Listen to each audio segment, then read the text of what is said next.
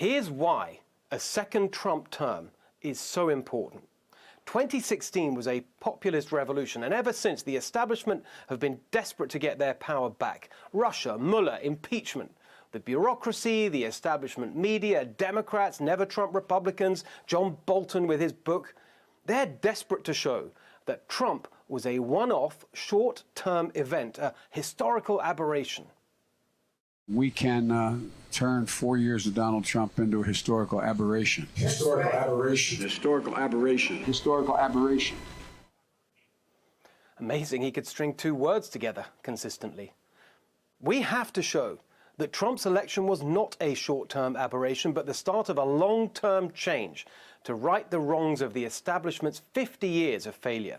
Their ideology of open borders, globalism, and endless war devastated working people and the American dream. We can't go back to the Democrats or the establishment GOP.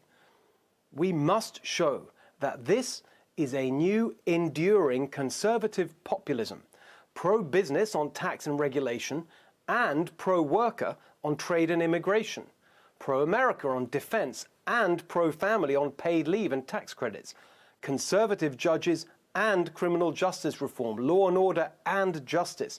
The need for this conservative populism was obvious before coronavirus, the shutdown and George Floyd. But now the stakes in this election are even higher.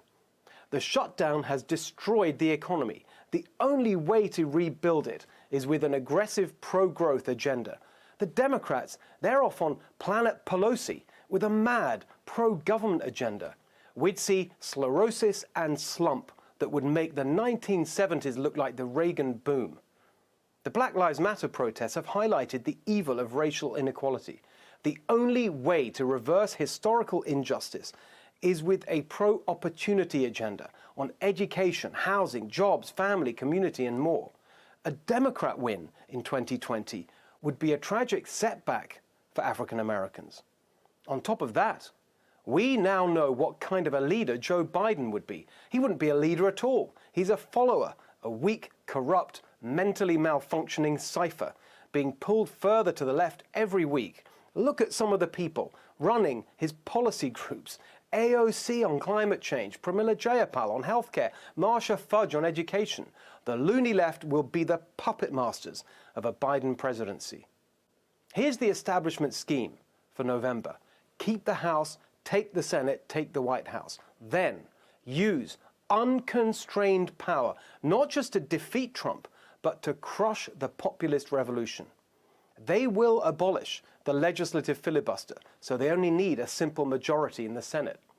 They'll use that to give statehood to D.C. and Puerto Rico for a permanent Senate majority. They'll gerrymander districts in 2021 to shut Republicans out of power in Washington and state capitals.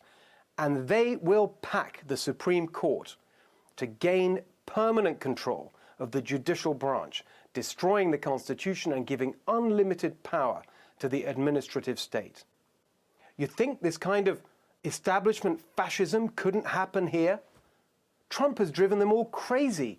It will happen here unless he wins. To do that, the Trump campaign needs a new message and a clear plan for the second term. In 2016, Donald Trump promised change for the victims of establishment failure.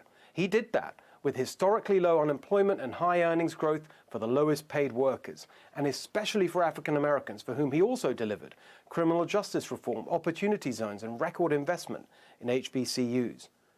President Trump can meet this moment and win over the voters he needs in 2020 with a new message of change for people who've been left behind, equal opportunity for Americans of every race, make America great again for all.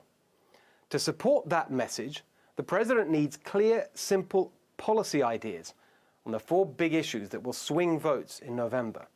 On jobs, the economy and immigration, American workers first. On China, time to bring manufacturing home and decouple our economies. On equalizing opportunity, school choice for black kids. On healthcare, cut costs by publishing prices.